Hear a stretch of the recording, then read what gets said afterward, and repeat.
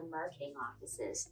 So the marketing department consists of 3 staff members, and they share a rather small office space. As you can see, there are no windows other than the ones that they've had to make themselves. These ladies have done a wonderful job of maneuvering their desk into the small space, but they really don't have any room to spread out. And they definitely don't have room to do the work that a marketing department needs to do. There's also a lot of storage needs that they've done the best they can with, but it's not nearly enough. Across the hallway from marketing is the technical services office. So technical services are the first hands-on books when they're delivered to the library, all materials. They come first to this office where they are unpacked and they are processed into the system, they're cataloged, and they're physically made ready to be on the shelves for patrons to check out. Now, during peak times, this office gets very crowded. There can be as many as 5 employees back here at a time and multiple carts at each desk of materials that they're working on. Down the hallway, we have their supervisor's office. So this is our technical services supervisor office. And this also doubles as shipping and receiving. We do not have a formal shipping and receiving area. So in this office space on this table is where the boxes are first delivered by UPS. The staff has to come in here and unpack the materials and load them onto carts. So the supervisor really doesn't have a lot of privacy back here because she constantly has staff in and out. It's a very busy area.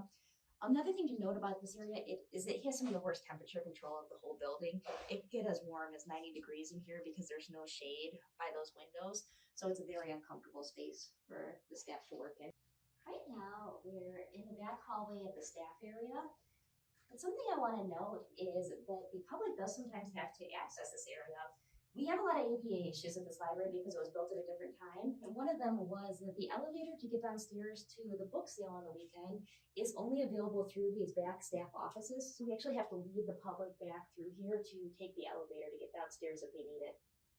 Coming up to the public area, we've been having some problems with this door. This is a pretty common thing around the building with these older doors. So this one has not been latching properly, and we have to make sure that we get it closed behind us. We're entering into what is the area for the pages and assistants and youth services. This is where they do their own work with the books. So they have carts of books, they're shelving them, they're organizing them, and they're getting them into the system. This is a pretty small area when you have multiple staff members back here with their carts trying to work. It's easy for them to get in each other's way. This is the youth services staff office. So right now, they are currently not occupying this because they were most impacted by the mold remediation. They all had to move to the conference room for the time being. They'll be back here soon, but when this is full, there can be up to 9 staff members at a time back here. Youth services librarians too, they also accumulate a lot of items for their programming and story time, and there's no storage back here. So they often just store it right at their desk. It can get very crowded back here. The youth services supervisor occupies this office, and she actually shares it with one of the supervisory librarians. So there's usually 2 people back here. They're also back in the conference room right now. This office, aside from being very small, very crowded when they start storing their own items, also has temperature control issues and ventilation issues. This was actually the first spot where they detected the mold smell.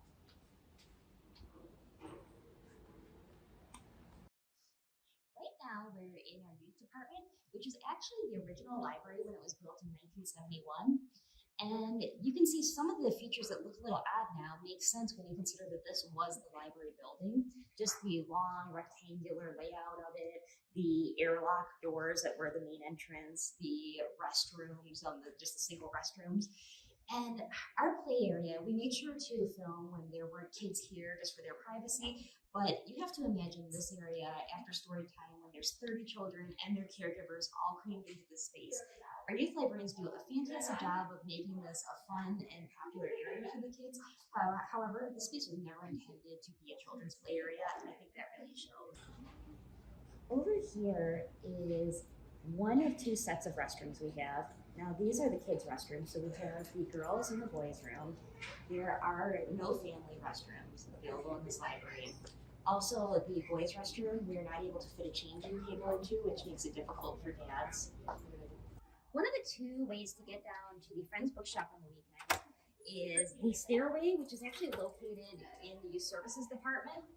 Why that can be problematic is that you have a bunch of people lining up while families are also trying to enter the youth services area. Now, as we head down the stairs, four things that I want to point out that were not the concern that they are today in 1971 was ADA accessibility, sustainability, technology, and safety. And here we can really see that lack of thought put into ADA accessibility, because the only other way to enter if you needed to enter by elevator is through staff offices. Definitely not convenient. The Friends hold their book sales on the weekends. As you can see, it's very clear right now. The reason why is because they were hit hard with this mold remediation. The Friends actually had to clear out all of their inventory from the shop for the last 4 months while the vents were being replaced. So they're just now starting to put items back in, and they're looking forward to reopening the shop soon. And we'll take a look at the area back here. You can see that vent work. So those vents were the 1971 vents that needed to be taken out and replaced because of mold found in them.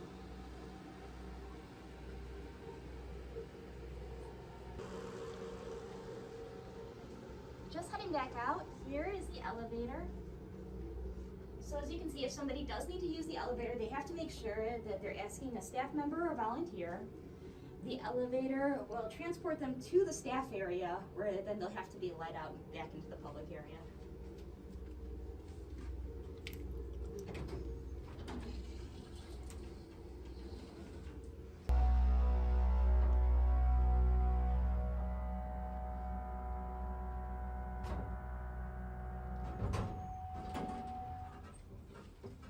And here is the exit in the staff area.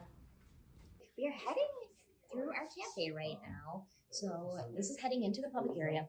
Something to note about our cafe is because we lack individual study spaces, this is what people often use for Zoom calls and group work and any work where they have to be a little bit noisier than usual. We're approaching our secondary Friend shop. So the Friends are a volunteer-led group who raise funds to support library programs, a wonderful group. Unfortunately, they're pretty decentralized in the Troy Public Library. They have their gift shop upstairs, which we're looking at now, the bookshop downstairs on the weekends, their donation areas over in the lobby, and we have free books over in one of the side vestibules. The donations, thankfully, have been able to be returned, but we were not able to accept them for 4 months while the Friends had to shut down for the mold remediation. We're approaching the meeting room. Right now we have what's called Smart Space going on. So Smart Space was our answer to the lack of study space here. This is a way for patrons to have an area where they can quietly study. But our meeting room is normally what we use for our larger programs. Next door, we have the conference room. Normally this is a room that the public is able to reserve to hold meetings of up to 10 people in. However, during the mold remediation, the youth services staff has had to be relocated into this office. So again, they're out at the desk right now, but sometimes this can have as many as 9 staff members trying to share the small office space along with storing their items. It's also been very frustrating for patrons who miss having the room that they can reserve for their meetings. Here is our circulation desk. So obviously not the most ADA friendly desk. It's also huge, far too big for any circulation needs really. It takes up a large part of the space in the lobby. It also kind of creates an awkward traffic flow where people have to queue up on the other side. It has staff facing off at angles. It's a little unclear where people actually go to check out. We're gonna head into the circulation staff office, this is the place where they do a lot of the work to get the books checked in, the holds sent out, and the holds process that are coming in for patrons. So there's a lot of workflow going on here at any given time. And this office is a bit awkwardly laid out. It has some odd angles, and it has an exit and an entrance that isn't usable right now. So the staff has really had to shift around and get creative to make the space work for their needs. Entering our administration office, this is one of our more recently updated spaces in the library. This was planned prior to COVID, and it was able to be done before the major inflationary prices hit. So this area houses 5 different staff members. As you can see, there's a lot of storage of materials, office materials that are piled up here. We also have a small conference room in this area, and it seats about 3 people. And what we find is a lot of staff are using this to do private meetings because they don't have an adequate space in their own offices to conduct more sensitive meetings. We're entering into the west vestibule. This contains one of the Friends areas where they give out free books, so any patron can come in here and just select what you want and take it out. Also, the doors are malfunctioning on this side. Every single one of our public doors have malfunctioned at some point in the last year. We got it quoted to get them changed out would be $600,000. It's so expensive because we're trying to retrofit new doors into 1980s and 1970s frames. This portion of the building is part of the 1984 renovation. So the lobby and the adult services area were more recently built in 1984. A lot of the furniture is the original furniture from that renovation, so 1984 furniture. The study tables are usually very full. We are one of the only libraries I've ever seen that does not have individual study rooms. That's something we tried to correct. However, the different ceiling sizes has made that impossible to do. We can't find a builder who's able to do that. So we've had to try to get creative with some study spaces for people to help meet our patrons' needs. The teen area is in the center of the adult area. Definitely not ideal because teens, even talking at normal volume, are going to be disruptive to adults who are studying. However, like a lot of areas in this library, it was not an intentional teen space. It was where we could put it. So we had to look around and just say, where would there be space to put a teen area? And this was the best location for it. In late 2023, we were able to add the quiet study area. So this was the answer to the problem that we were facing, that there are no private study areas. Now, as you can see, there are still no private study rooms. However, this was the best we could do with our space limitations. So at least it gives people the ability to study independently and work independently in this area. However, everything comes at a cost. And with our limited footprint, we had to make some difficult choices. To create the study space, we had to eliminate 7 shelves of the collection. This leads into the other set of tables, and as you can see, they're all filled with people working. Let's head back to the Adult Services Staff Office. This is shared between the Adult Services and the Teen Services staff. At its busiest, there can be as many as 10 people back here. They have a lot of program storage needs as well, so a lot of that is going to be piled up on desk or anywhere they can fit it. And in the back corner is where the head of adult services is. She has no office door, no real ability to have private conversations, either on the phone or with people. Hi, Connie. Hello. The pages and the assistants also work out of this office as well, so you can see the carts of books. They have to store it back here. In our technology center, you'll find these makerspace kits. A common request we have from patrons is to create an actual makerspace room. However, we do not have the space for that. Our technology center is where patrons can access public computers. It's very well used and very well loved.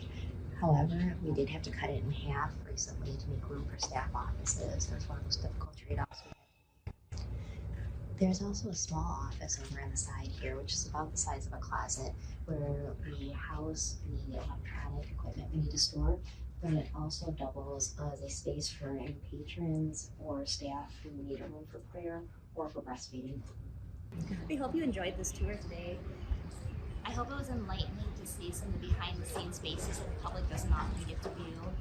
Thank you for your continued support of the Troy Public Library.